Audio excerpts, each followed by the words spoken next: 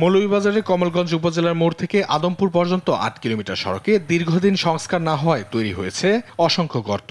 ২০১০ সালের পর কোনো সংস্কার কাজ না হওয়ায় এবং সম্প্রতি বন্যার পর পরিস্থিতি আরও ভয়াবহ হয়েছে। এতে আদমপুর, ইসলামপুর ও মাধবপুর ইউনিয়নের কয়েক হাজার মানুষ ভোগান্তিতে রয়েছে।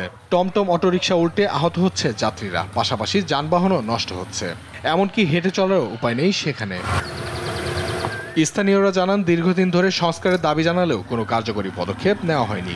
এত ঝুঁকিপূর্ণ একটা অবস্থা, বলার মতো না। সুস্থ মানুষই অসুস্থ হয়ে যায়। প্রতিনিয়তই এই রাস্তার মাঝে অ্যাক্সিডেন্ট হয়, ছোট গাড়ি হোক বড় গাড়ি হোক। বাচ্চারা যে স্কুলে যায় এটাও তো সমস্যা হয়, অনেক সময় লেট হয়ে যায়। রোগী লয়ে যায়, রোগী হসপিটাল পৌঁছবার আগে রোগী মারা যায়। গাড়ি ঘোড়ার অবস্থা খারাপ, ডেইলি গাড়ি ঘোড়া কাজ করান লাগে।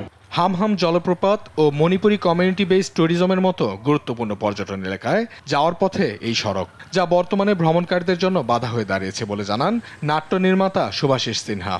খুব প্রয়োজনীয় একটা রাস্তা, খুব জরুরি, কিন্তু এটার অবস্থা গত অনেক দিন ধরে যেরকম ভাবে আছে, মানুষ চলাচল করাটাই আসলে অসম্ভব। আমি মনে করি যে এটা খুব দ্রুত এটা সংস্কার দরকার।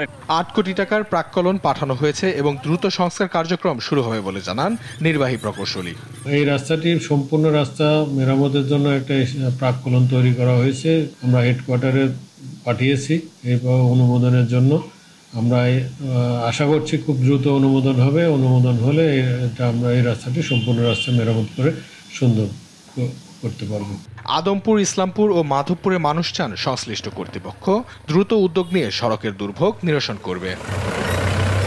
নিউজ ডেস্ক, দেশ টিভি।